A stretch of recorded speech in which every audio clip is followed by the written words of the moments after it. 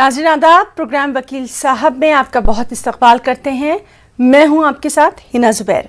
नाज़रीन, प्रोग्राम वकील साहब के ज़रिए हमारी कोशिश है कि अगर आपके जहन में कोई कानूनी उलझन है, आप किसी कानूनी मशवरे का हल चाहते हैं, तो आप हमें कॉल कर सकते हैं।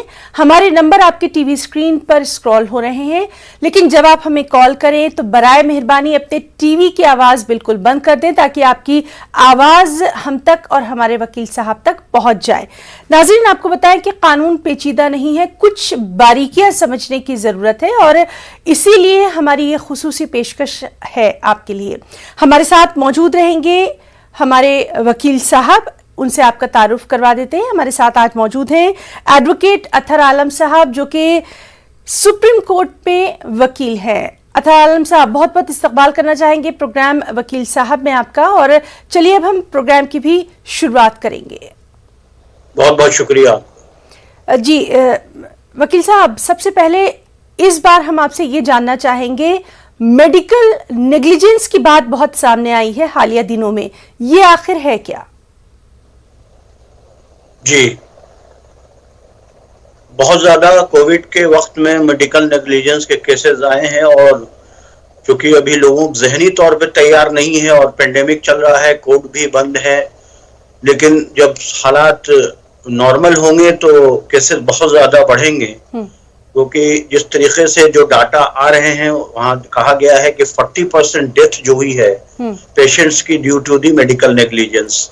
किसी को वेंटिलेटर की वजह से हुई, किसी को ऑक्सीजन की कमी से सप्लाई में डिस्ट्रप्शन की वजह से हुई है, कुछ मेडिकेशन की वजह से है, प्रॉपर मेडिसिन उनको नहीं दी गई। तो कई वजूहात हैं। अब ये चीजें तो क्लियर होंगी जब हालात सुधरेंगे और जो डिस्चार्ज समरी पर जो कॉज ऑफ डेथ लिखी जाती है उस पर जब गौर किया जाएगा तब सारी चीजें सामने आएंगी कि किस तरीके का, किस नेचर का मेडिकल नेग्लिजेंस है। जी, और आपसे ये भी जानना चाहेंगे कि क्या मेडिकल नेग्लिजेंस के अगेंस्ट डॉक्टर्स जो है वो कंपनसेशन उनको देना होगा, या फिर अगर अस्पताल की बात है तो क्या अस्पताल को भी कंपनसेशन देना होगा, या ये डिपेंड करता है कि मामला किस तरह का है? क्योंकि इस तरह के लगातार हमारे पास बहुत सारे सवाल आए हैं। देखिए, लायबिलिटी तो इंडिविजुअल तरीके से जिस डॉक्टर्स के ट्रीटमेंट में आप हैं, क्योंकि जितने भी डॉक्टर्स हॉस्पिटल्स में काम करते हैं वो they are covered with the insurance company जी। क्योंकि आपको याद होगा कि आज से 10 साल पहले कई केसेस नेशनल कमीशन में और मुख्तलिफ अदालत कंज्यूमर फोरम्स में मेडिकल नेग्लिजेंस के केसेस चले हैं जी। और बाद में उनका जो फैसला आया, सुप्रीम कोर्ट ने भी कुछ प्रोटेक्शन दिए कि अगर आप इस तरीके से डॉक्टर्स को मेडिकल नेग्लिजेंस के केसेस में या किसी भी प्रोफेशनल्स को लाएंगे तो वह मुश्किल होगा, फिर कोई हर आदमी डरेगा। लेकिन इसके चूंकि हालात हुए और काफी केसेस कोर्ट के सामने आए, तो कोर्ट ने भी डॉक्टर्स को, जिस हॉस्पिटल में जो डॉक्टर्स काम करते हैं, डॉक्टर्स को भी मेडिकल कवरेज दी गई कि खुदा न खास्ता अगर किसी की डेथ हो जाती है जी। और कोई पेशेंट कल को क्लेम करता है मेडिकल नेग्लिजेंस में इंडिविजुअल तौर पे जी। तो वो कंपनसेशन जो है थ्रू इंश्योरेंस कंपनी पेमेंट होगी पेशेंट को, ना कि हॉस्पिटल भी। तो जनरली डिफरेंट हॉस्पिटल, जैसे बड़े बड़े हॉस्पिटल है, मैक्स है, स्कॉट है, उनके डॉक्टर्स की 20-20 लाख, 33 लाख, 50-50 लाख की इंश्योरेंस कवर्ड होती है। तो कल को वो इंश्योरेंस के हॉस्पिटल की भी लायबिलिटी बनती है और डॉक्टर्स की ज्वाइंट लायबिलिटी दोनों की बनती है। जी बिल्कुल। तो चलिए अब अपने प्रोग्राम को आगे बढ़ाएंगे और बात करेंगे हम अपने पहले कॉलर से। हेलो हेलो जी, अपना नाम बताइए और सवाल करिए। मेरा नाम कासिम खत्री है जी। हाँ, मेरा सवाल ये है कि हम प्रॉपर्टी है जो हमारे वालिद साहब, एक घर है जो हमारे वालिद साहब छोड़कर गुजर गए हैं और हम लोग, मेरे वालिद के 6 वारिस हैं, 4 बहनें और 2 भाई। तो ये किस तरीके से इसको डिस्ट्रीब्यूट होगा, इसका वो विरसा हर एक को? जी बहुत बहुत शुक्रिया हमें कॉल करने के लिए। जी शरीयत के हिसाब से, जो इस्लामिक शरीयत है, पर्सनल लॉ के हिसाब से, जो अगर 2 बहनें हैं, 4 भाई हैं, तो बिल्कुल सीधा हिसाब है। हर हिस्से में 4 आना बहन का होता है। तो जो 4 भाई हैं उसमें एक चारों भाई में इक्वली डिस्ट्रीब्यूट हो जाएंगे, बाकी अगर एक हिस्से में दोनों बहनों को 25-25% मिल जाएगा। वो बैठ के आप फैमिली सेटलमेंट कर ले इस्लामिक शरीयत से। इसके लिए आप अपने पर्सनल लॉ बोर्ड के ऑफिस से भी राब्ता कायम कर सकते हैं। वो वहाँ काजी होते हैं, काजी साहब बहुत अच्छे तरीके से आपको बिना कोर्ट कचहरी जाए बैठ करके हिस्सा सबका बता सकते हैं। जी, और वकील साहब ये भी हमारे पास बहुत बार सवाल आया है कि जिन लड़कियों की शादी हो जाती है क्या उनको भी ये हक है जायदाद का, प्रॉपर्टी का? देखिए, शादी होना या वो हक तो प्रॉपर्टी में है भाई। मुस्लिम इनहेरिटेंस में तो शुरू से कुरान में जिक्र है कि बहनों का हिस्सा और सब बच्चों का और लड़कों का हिस्सा, ये तो बिल्कुल डिफाइंड है। जैसे हिंदू सक्सेशन में नहीं था, अब जाकर के हिंदू सक्सेशन में अमेंडमेंट ला करके औरतों को हुकूक दिए गए हैं, लड़कियों को हुकूक दिए गए हैं। वरना आपको याद होगा कि पहले इस्लाम ने तो हमेशा शुरू से लड़कियों का बाप के प्रॉपर्टी में उनको हक दिया गया है। जी जी जी, और इसी पर हमारी बातचीत भी जारी रहेगी। इस वक्त हम बात करेंगे अपने एक और कॉलर से। हेलो हेलो, अस्सलाम वालेकुम। मैं आजिम बात कर रहा हूँ तेलंगाना से। जी, अपना सवाल करिए। मेरा सवाल ये है मैडम कि अपनी जो है प्राइवेट लैंड थी, प्राइवेट लैंड को जो है वो गवर्नमेंट लैंड बोल के आ गया था 76 से। प्राइवेट कब्रिस्तान था, प्राइवेट कब्रिस्तान को गवर्नमेंट कब्रिस्तान बोल के दे दिए। जी, मैं अर्जी 3 दफे दिया मैं तहसीलदार साहब को। जी, वो क्या होता है तो आपको डिस्टर्ब आपका ठहरा, आप सोसाइटी बनाओ, ऐसा बनाओ, उनकी बातें करे वो लोग। या फिर कोर्ट जाना पड़ेगा या और कोई आगे कार्रवाई करना पड़ेगा दूसरे इस पे। जी, बहुत शुक्रिया हमें कॉल करने के लिए। जी वकील साहब, इनका सवाल बहुत क्लियर नहीं है, क्या पूछना चाह रहे हैं? एक प्राइवेट कब्रिस्तान था तो उसके ताल्लुक से अब उसको गवर्नमेंट जो है वो पब्लिक उसको कर रही है और इसी के ताल्लुक से ये जानना चाहते हैं कि ये क्या करें, अपना उस पर किस तरह से हक जताएं। अगर कब्रिस्तान प्राइवेट था फैमिली के, इसमें भी बहुत से लोग अपने जगहों को इस्तेमाल करते हैं। कब्रिस्तान में तो उसमें गवर्नमेंट करके दखल अंदाजी तो नहीं हो सकती। उसमें उसके लिए वो एसडीएम और डीएम एरिया के अपने उनसे कंसल्ट करके जो कागजात हैं, कागज के बुनियाद पर अपना क्लेम रखें कि ये प्राइवेट कब्रिस्तान में है, इसमें सरकार की मुदाखलत नहीं हो सकती। चलिए बात करेंगे अपने एक और कॉलर से। हेलो हेलो हेलो जी, आप अपना नाम बताइए और अपना सवाल कर सकते हैं। बाबू हसन, लड़की का मुकदमा चल रहा है हमारी का। किस सिलसिले में? में छोड़ दिया ना, तो मैं मतलब शादी उसकी लगने वाली है, शादी लगा रहा हूँ, तो वो फैसला हुआ नहीं है, कोर्ट खुलना रहा है 1 साल से 1.5 साल से। तो उसका क्या इंतजाम होगा, कैसे क्या करूँ? जी सवाल दीजिएगा। जी, आप अपना सवाल एक बार फिर से दोहराएंगे। लड़की की हमने शादी करी थी त्रिलोकपुरी में, उस लड़के ने दूसरी शादी कर ली, हमारी लड़की को छोड़ दिया। जी, अब मुकदमा चल रहा है। जी, तो मुकदमा चल रहा है, तो अब वो लड़की की हमारी शादी हम करने वाले हैं, पूछ लीजिए। तो कैसे क्या होगा? आप रिपीट कर लीजिए मोहतरम। जी, तो क्या लड़के ने तलाक दे दी है आपकी बेटी तलाक को? उसने डाक के जरिए भेज दी थी। अच्छा, डाक के जरिए आपकी बेटी को तलाक दे दी है। अब आप चाहते हैं कि आपकी बेटी की दूसरी शादी हो जाए? हाँ, शादी मतलब करना चाहते हैं, वो कोर्ट खुलना रहा है और मुकदमा चल रहा है उससे। तो मुकदमा जो है वो आपने किया है या लड़के ने किया? किस सिलसिले में मुकदमा चल रहा है? हमने किया है ना। अच्छा, आपने किया है। बहुत बहुत शुक्रिया हमें कॉल करने के लिए। तो वकील साहब, दरअसल इनका मुकदमा चल रहा है, बेटी की जो शादी इन्होंने की थी तो लड़के ने इनको डाक के जरिए भेज दिया है और तलाकनामा, लेकिन उसके बाद अब इन्होंने मुकदमा किया है, अब ये अपनी बेटी की भी शादी करना चाह रहे हैं, तो ये क्या करें क्योंकि कोर्ट खुले नहीं है?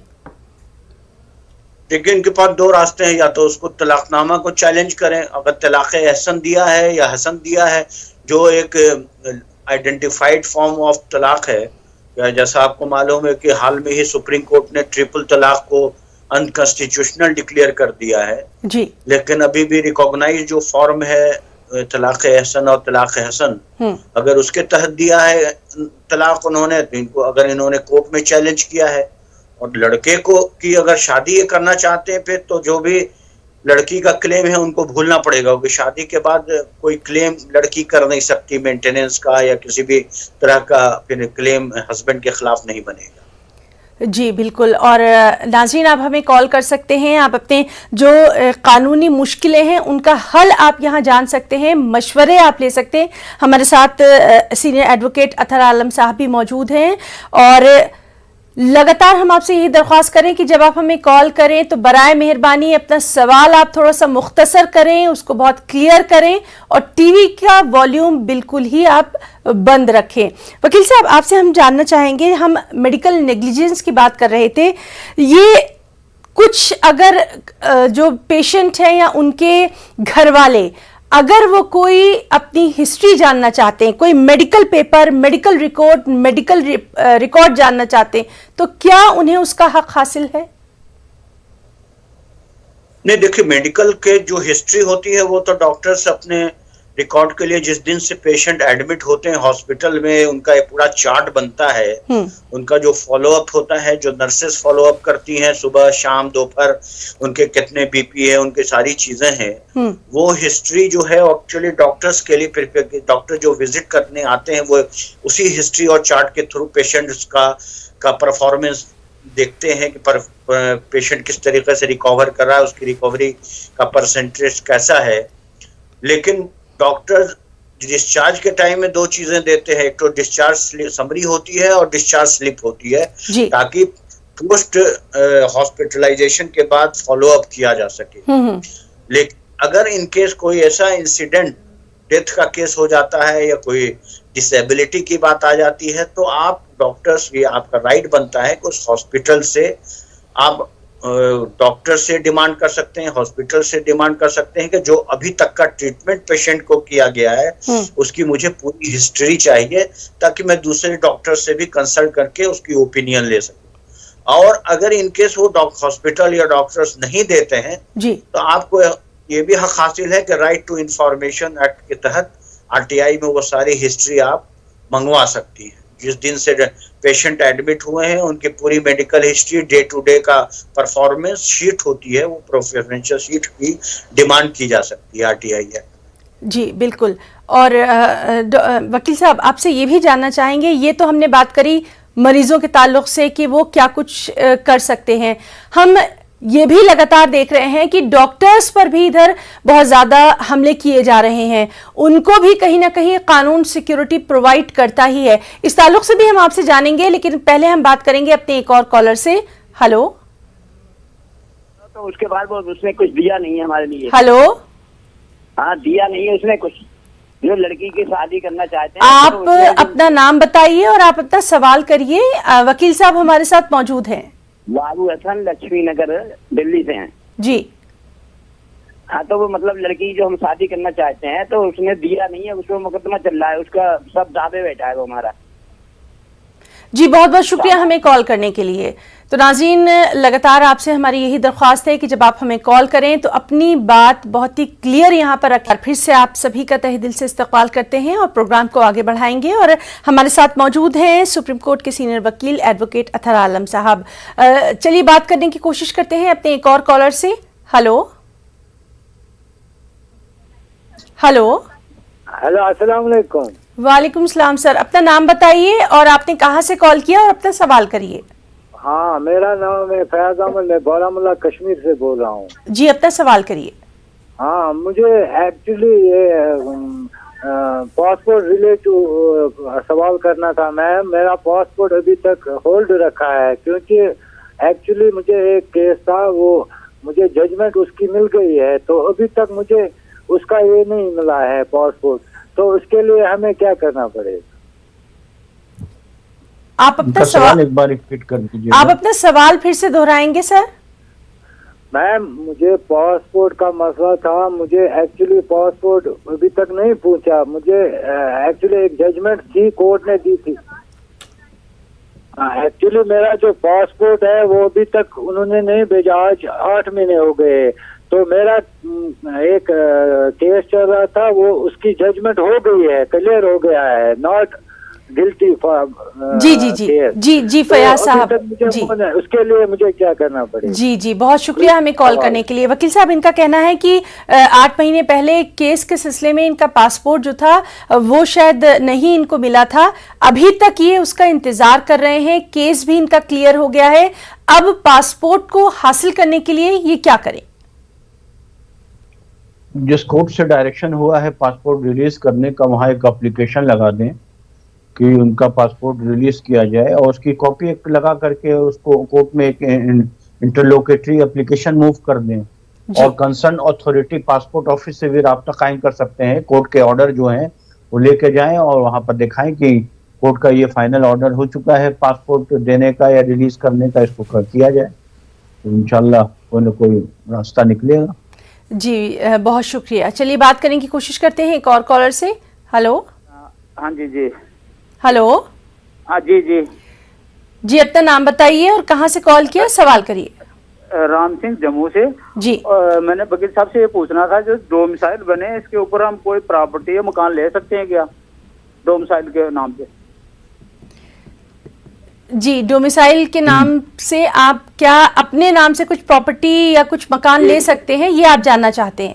जी जी जी, बहुत शुक्रिया हमें कॉल करने के लिए। जी वकील साहब। कहाँ पर? कश्मीर? जम्मू जम्मू। जी जी। हाँ हाँ बिल्कुल ले सकते हैं। डोमिसाइल के बुनियाद पर अब तो 370 हटने के बाद से बहुत से रिस्ट्रिक्शंस हटा दिए गए हैं, तो प्रॉपर्टी, और ये तो अगर जम्मू कश्मीर से ताल्लुक है तो इनके लिए तो कोई दिक्कत नहीं होगी।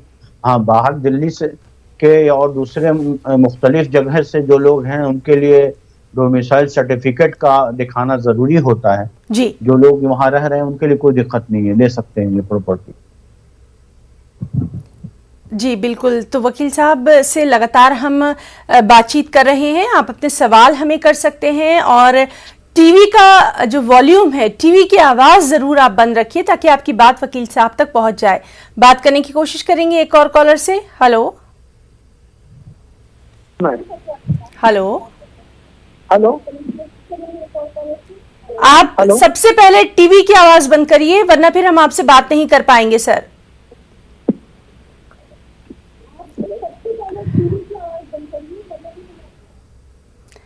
तो नाज़रीन, हम बात करने की कोशिश कर रहे हैं, बार बार मैं यही बात आपसे कह रही हूं कि टीवी की आवाज़ बंद करके आप हमें कॉल करिए। वकील साहब, प्रॉपर्टी की बात बार बार आ रही है, एक बार फिर से हम आपसे जानना चाहेंगे, इससे पहले भी हम कई बार ये बात कर चुके हैं कि प्रॉपर्टी खरीदते वक्त किन खास बातों का ध्यान रखना चाहिए? देखिए, प्रॉपर्टी किस नेचर की है सबसे पहले तो देखना पड़ेगी कि सरकारी है या प्राइवेट है। अगर गवर्नमेंट लैंड है तो गवर्नमेंट लैंड है तो गवर्नमेंट का बाकायदा एक स्पेसिफिकेशन होता है, उनके ब्रोशोर होते हैं, उसकी डिटेल्स होती है, गवर्नमेंट के जो नॉर्म्स होते हैं उनको फॉलो करना पड़ता है। ज़्यादातर परेशानी प्राइवेट ज़मीनें और प्राइवेट किसानों से लेने में दिक्कत होती है, क्योंकि वहाँ पर टाइटल जो है उसमें क्लैरिटी नहीं होती है। कभी खसरे में प्रॉब्लम है, खतियान में प्रॉब्लम है, जो रिकॉर्ड्स होते हैं, रेवेन्यू रिकॉर्ड्स होते हैं वो अपडेट नहीं होते हैं। किसी ने ज़मीन ली 5 साल 10 साल 20 साल पहले, उसको म्यूटेशन नहीं कराया अपने नाम से, तो लेने से पहले इन चीज़ों का ख्याल होना चाहिए कि किसी भी वो प्रॉपर्टी किसी न किसी डिस्प्यूट में ना हो। मालूम हुआ कि आपने प्रॉपर्टी खरीद ली, पता चला कि उसके कोर्ट केसेस ऑलरेडी चल रहे हैं। आजकल तो बहुत आसानी है, इंटरनेट पर हर चीज़ अवेलेबल है। जिस इलाके में आप ले रहे हैं उस इलाके के ऑफिस में, रेवेन्यू ऑफिस में या रजिस्ट्रार ऑफिस में जाके उस प्रॉपर्टी के बारे में डिटेल से इंफॉर्मेशन फराहम की जा सकती है। जी बिल्कुल। चलिए बात करेंगे एक और कॉलर से। हेलो। हेलो जी, अस्सलाम वालेकुम। जी, अपना नाम बताइए और आपने कहाँ से कॉल किया, सवाल कर सकते हैं। मैं बासित मुगल है नाम मेरा। जी। हेलो। जी जी, अपनी बात रखिए। मेरा नाम बासित मुगल है, मैं जम्मू से बोल रहा हूँ, जम्मू डोडा किश्तवाड़ से। जी।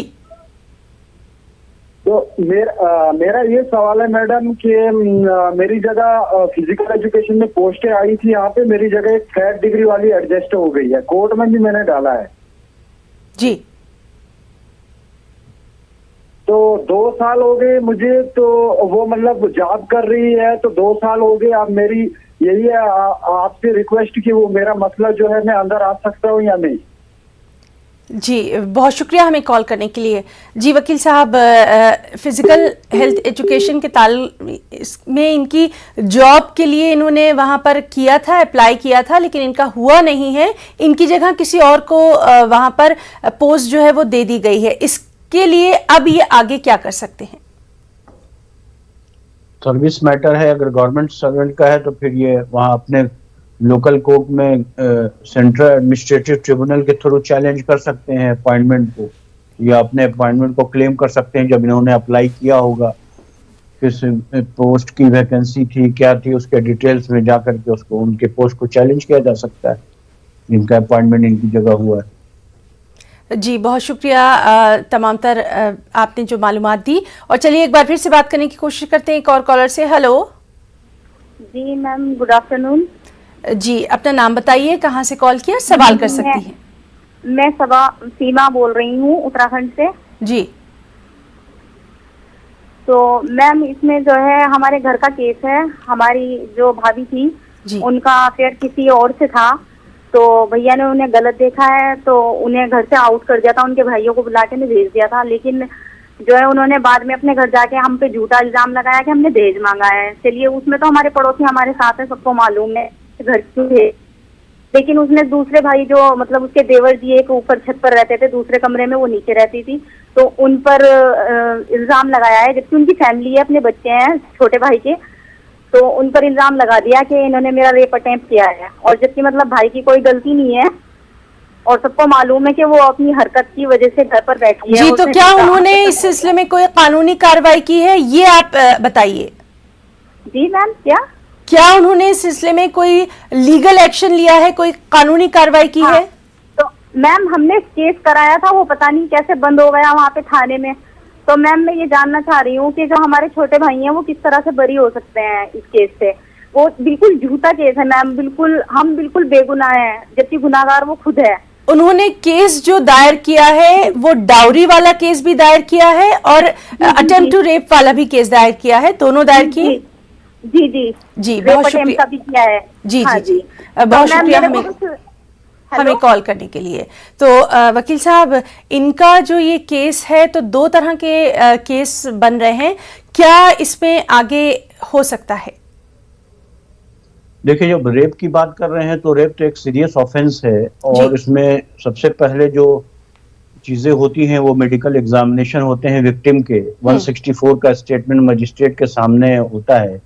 तो रेप का इल्जाम सिर्फ लगा देने से ही साबित नहीं हो जाता, उसको प्रूफ करने के लिए जो इंग्रेडिएंट है वो फुलफिल होनी चाहिए। जो इंडियन पैनल कोड में जो चीजें डिफाइंड है कि रेप का डिफिनीशन क्या है और रेप के एलिगेशन आप किस हालात में लगा सकते हैं, क्योंकि आप अगर देखेंगे कि इधर 5-6 साल 10 सालों में बहुत सारे फॉल्स एलिगेशन रेप के लगा करके लड़कों के ऊपर, और या जिनको लिव इन रिलेशनशिप में भी हैं उनमें अगर कोई फिजिकल रिलेशन कंसेंट से भी है तो भी रेप का केसेस कर दिए जाते हैं। जी। तो ये अमूमन बात है, आजकल बहुत आसान तरीके से किसी को भी 354 और 376 के केसेस में फंसाए जाते हैं, लेकिन प्रूफ करना बहुत मुश्किल होता है, इसीलिए 70 to 80% केसेस में एक्विटल हो जाता है। जी, और डाउरी लेने का भी इनके घर वालों के ऊपर इल्जाम लगाया गया है, जहेज का। डाउरी का देखिए अलग इशू है, डाउरी के केस तो अलग होंगे, लेकिन रेप का केस तो 376 इंडियन पैनल कोड में जाएगा।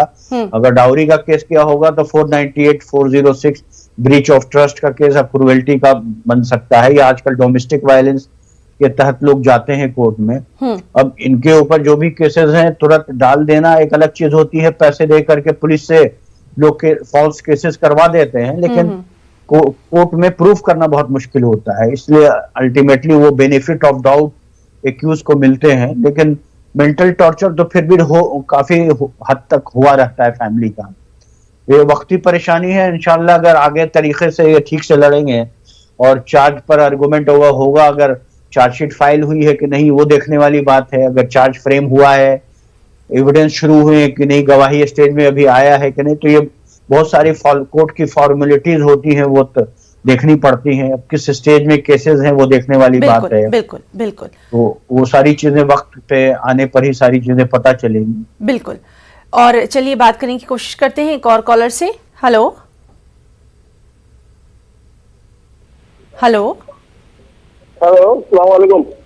वालेकुम सलाम। अपना नाम बताइए और अपना सवाल करिए। रियाज खान है मेरा नाम जी। मैं बोल रहा हूँ। हेलो जी जी, अपनी बात रखिए। हाँ, से बात कर रहा हूँ, रियाज खान। और प्रॉपर्टी का मेरा थोड़ा प्रॉब्लम था, उसकी वजह से बात करना है जी। सास की प्रॉपर्टी थी, तो उनके दोनों बच्चे के नाम से इस पर रील बनाया उन्होंने। और मेरी साली जो है वो, उसकी शादी नहीं हुई, तो उसका लगता है नहीं लगता? जी उसका हाथ लगता है नहीं लगता बिल पत्र में? मेरे नाना ससुरे ने उनकी बेटी को दिए थे, सास को हमारे जी। उसके बाद साले के, दोनों साले के नाम से बिल पत्र बनाया उन्होंने, तो साली की शादी नहीं हुई, तो उसका हाथ लगता है नहीं लगता? जी बहुत शुक्रिया हमें कॉल करने के लिए। जी वकील साहब। इनके सवालात क्लियर नहीं थे, आप अगर रिपीट कर सकते जी जी जी बिल्कुल बिल्कुल। इन्होंने ये पूछा है कि इनकी जो साली है उनकी शादी नहीं हुई है और इनकी जो जायदाद थी ससुर की तरफ से वो इनकी साली के नाम और इनकी सास के नाम है। क्या ये इसमें कुछ हक रखते हैं? देखिए, वो इस्लामिक तरीके से अगर देखा जाएगा तो फिर उनका तो कोई ज्यादा हक बनता नहीं है, लेकिन प्रॉपर्टी किस म्याद की है, कैसी है, कितने मूवेबल है, इमूवेबल है, वो सारी चीजें देखने वाली बात है। बाकी क्लेम की बात है तो शरीयत के हिसाब से वो अपने काजी से या अपने एरिया के पर्सनल लॉ बोर्ड से वो राब्ता कायम कर करके उससे वो डिटेल्स ले सकते हैं। जी बिल्कुल। और वकील साहब यहाँ पर हम आपसे ये भी जानना चाहेंगे, क्योंकि लगातार इस तरह के सवाल हमारे पास आ रहे हैं, जो डोमेस्टिक कोर्ट है वो कितना अहम रोल अदा कर सकती है जो आपसी मसले हैं उनको सुलझाने के लिए? देखिए, डोमेस्टिक वायलेंस एक्ट 2005 में अमल में आया और जब से आया तो ज्यादातर लोग, लड़कियां या औरतें आजकल इसी एक्ट के तहत पिटीशन फाइल होती है, क्योंकि इसमें बहुत सारे फायदे हैं। यानी कई फायदे एक ही एक्ट में दे रखे हैं, जिसमें राइट ऑफ रेजिडेंस का भी है, आपका प्रॉपर्टी का हक भी है, आपको जो मेंटेनेंस का जो हक होना चाहिए वो भी है। तो इसमें one relief under one umbrella जो है जी, इसके फायदे बहुत हैं। तो ज्यादातर लोग डोमेस्टिक वायलेंस एक्ट में जाते हैं, लेकिन इसका जो बुनियादी तरीका यह है कि प्रोटेक्शन ऑफिसर रिकॉर्ड करती है स्टेटमेंट लड़की का, वो सारे फैक्ट्स अपने मालूमात करके 5-6 पेज की रिपोर्ट सबमिट करती है कोर्ट में, जिसको जनरली हम महिला कोर्ट कहते हैं। डोमेस्टिक वाले एमएम के यहाँ मेट्रोपॉलिटन मजिस्ट्रेट या अगर मुंसिफ के यहाँ है तो चीफ जुडिशियल मजिस्ट्रेट के यहाँ फाइल करते हैं और उस रिपोर्ट की बुनियाद पर कोर्ट कॉग्निजेंस लेती है कि किन किन लोगों के खिलाफ केस बनते हैं। हस्बैंड तो है ही, हस्बैंड के अलावा बहुत से फैमिली मेंबरान के नाम डाल दिए जाते हैं, तो देखा जाता है कि वो शादी के वक्त में उस घर में, उस मकान में और भी मेंबर रह रहे थे या नहीं रह रहे थे। तो उस कानूनी को देखते हुए कोर्ट अपना कॉग्निजेंस लेती है। वो कई मामले में सिर्फ हस्बैंड के खिलाफ कॉग्निजेंस लिया जाता है, नहीं तो फिर और भी मेंबर्स उसमें जो रिपोर्ट दर्ज होती है कि और भी घर के लोग अगर टॉर्चर करते थे या तंग किया करते थे या किसी तरीके से फिजिकल और मेंटल टॉर्चर लड़की का हुआ करता था, तो वो सारी डिस्क्रिप्शन के बुनियाद पर प्रोटेक्शन ऑफिसर के रिपोर्ट के बुनियाद पर एक्शन कोर्ट लेती है। जी बिल्कुल। चलिए बात करने की कोशिश करते हैं एक और कॉलर से। हेलो हेलो हेलो, अस्सलाम वालेकुम। वालेकुम सलाम। आप अपना नाम बताना चाहेंगी और सवाल कर सकती हैं। मेरा नाम मेहर सुल्ताना है, मैं हैदराबाद से बात कर रही हूँ। सवाल करिए। मेरे अब्बा की प्रॉपर्टी है मिलिट्री की जी, वो अलाट हो गई, अब फिलौकत हमारे भाई के कब्जे में है जी। हम लोग 4 बहना 2 भाया हैं जी। तो हमारे एक भाई बेच लिए वो दूसरे जनों को, तब जो है उसमें हमारे बड़े भाई है, उसके अंदर हम लोगों का हिस्सा है या नहीं है बोल के ये मालूम करना है, कैसा किस तरीके से लेना हम लोग। इससे पहले भी भाई के नाम रखे थे तो हमारे भाई नहीं दिए हम लोगों को।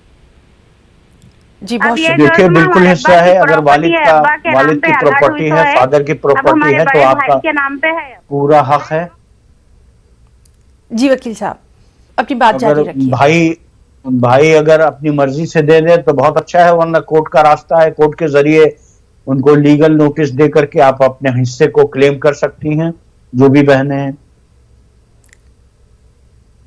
जी बहुत शुक्रिया आपका। और चलिए बात करने की कोशिश करते हैं एक और कॉलर से। हेलो हेलो जी हेलो, सलाम अलैकुम। जी वालेकुम सलाम। आप अपना सवाल जल्दी से करिए प्लीज।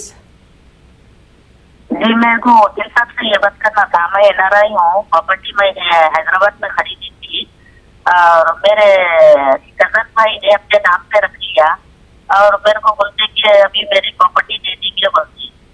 इसके बारे में मेरे को जरा समझाए तो अच्छा था। आपकी आवाज जो है वो बिल्कुल क्लियर नहीं आ रही है और बहुत आपसे माजरत चाहेंगे। आपका सवाल बिल्कुल भी समझ में नहीं आ रहा है। तो नाज़रीन, जब आप हमें कॉल करें तो बराए मेहरबानी आप सवाल अपना बिल्कुल क्लियर करें ताकि आपकी बात वकील साहब तक पहुंच जाए। बात करने की कोशिश करते हैं एक और कॉलर से। हेलो हेलो जी, आप अपना नाम बताइए और सवाल कर सकते हैं। बाबू हसन, मैं लड़की का जो अभी मैंने किया था उसका सवाल करना चाहता हूँ कि उसका लफड़ा खत्म करना चाहिए, उसके माँ सब दबा हुआ है। जी बहुत शुक्रिया हमें कॉल करने के लिए। तो नाज़रीन, आप लगातार हमें सवाल कर सकते हैं और हमारे साथ वकील साहब भी मौजूद हैं। वकील साहब, ये एक साहब हैं जो बार बार हमें कॉल कर रहे हैं और ये यही जानना चाहते हैं कि किस तरह से इनका मामला जो है वो ख़त्म हो सकता है, जबकि लड़के ने तलाक जो है वो कोर्ट के जरिए भेज दी है। देखिए, ख़त्म तो होता नहीं। अगर खत्म करना है तो बैठ के आपसी तरीके से फैमिली में सेटलमेंट करे।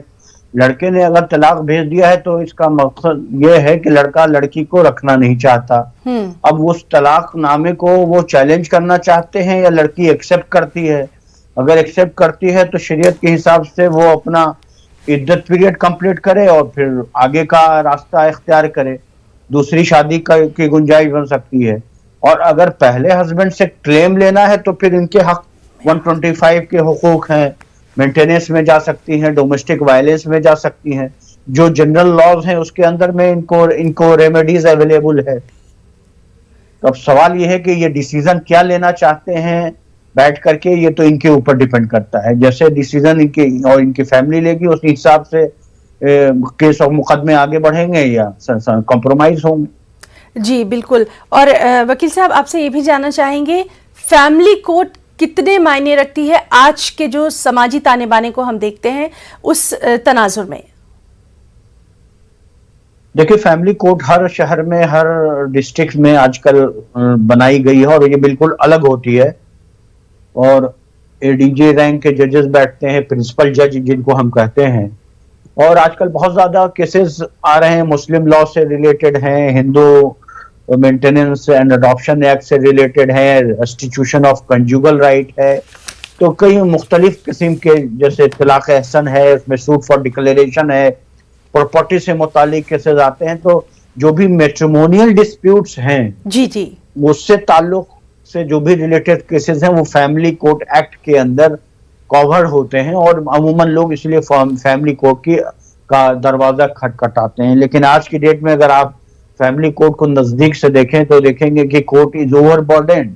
बहुत ज्यादा दबाव है कोर्ट के ऊपर, जजेस के ऊपर बहुत ज्यादा है। 50, 60, 70 केसेस लगे रहते हैं जी। और कोर्ट जजेस के ऊपर प्रेशर बहुत है डिसाइड करने का। चलिए बात करने की कोशिश करेंगे एक और कॉलर से। हेलो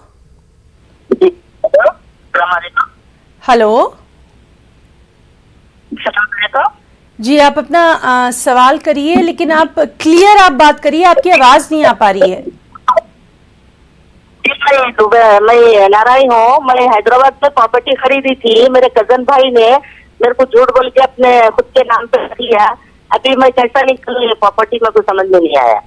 जरा आप बोले तो अच्छा रहता मेरे को। जी, तो आपने हमें कहाँ से कॉल किया है अभी? मैं दुबई से बात कर रही हूँ। बहुत बहुत शुक्रिया हमें कॉल करने के लिए। तो वकील साहब, दुबई से हमारी एक नाज़रीन है, वो ये जानना चाहती है, उन्होंने एक प्रॉपर्टी इन्होंने ली कहा थी। कि इन्होंने कुछ प्रॉपर्टी खरीदी थी कजन के थ्रू, उन्होंने अपने नाम करा ली है। हमारा कहने का मकसद है जो भी इनके ट्रांजैक्शंस होंगे, पैसे के ट्रांजैक्शन के बुनियाद पर जो प्रॉपर्टी खरीदी गई है उसको चैलेंज कीजिए कोर्ट में, और जल्दी कीजिए। बहुत ज्यादा देर कीजिएगा तो मुश्किल होगी, क्योंकि उसके लिए फिर कैंसिलेशन ऑफ सेल डीड वगैरह के लिए इनको जाना पड़ेगा, थोड़ा वक्त देना पड़ेगा, और किसी अच्छे वकील को कांटेक्ट करके वो लीगल नोटिस पहले भेजें, उसके बाद कैंसिलेशन ऑफ सेल डीड के लिए अदालत का दरवाजा खटखटाएं, सिविल कोर्ट का। जी वकील साहब, बहुत शुक्रिया, आपने तफसील से ये तमाम तर बात बताई है। चलिए बात करने की कोशिश करते हैं एक और कॉलर से। हेलो। हेलो, अस्सलाम वालेकुम। वालेकुम सलाम, अपना नाम बताइए और अपना सवाल करिए। मेरा नाम तेलंगाना है, वरंगल डिस्ट्रिक्ट, मोहम्मद अब्दुल बारी, वरंगल। जी। अभी ये हमारे घर वाले गुजर गए, तो हमारे मामू का जो दूसरे है, जो हिस्सा है, उनसे तो वो लोग नहीं बोलते बोल रहे। ये घर 30 लाख में बेचे बाजू में, इसके बारे में क्या करना चाहिए? उनकी आवाज साफ नहीं आ रही है। जी सवाल जी क्या है? आप बराए मेहरबानी अपना सवाल फिर से दोहराएंगे? अभी हमारे घर वाले गुजर गए, तो उनका एक हिस्सा था, बेच लिए। घर था तो 2 घरों में, मेरे दूसरे एक घर बेच लिए तो 30 लाख आए। वो हिस्सा पूछे तो हम बच्ची जी है, मर गई, हम नहीं देते, बता रहे।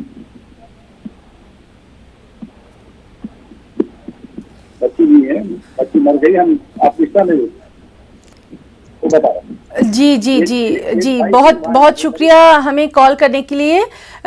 वकील साहब, इनकी जो शायद अहलिया की अपनी बात कर रहे हैं, इनकी अहलिया के नाम कुछ प्रॉपर्टी थी, वो इनके ससुराल वाले इनको नहीं दे रहे हैं, ये उस सिलसिले में क्या कुछ कर सकते हैं?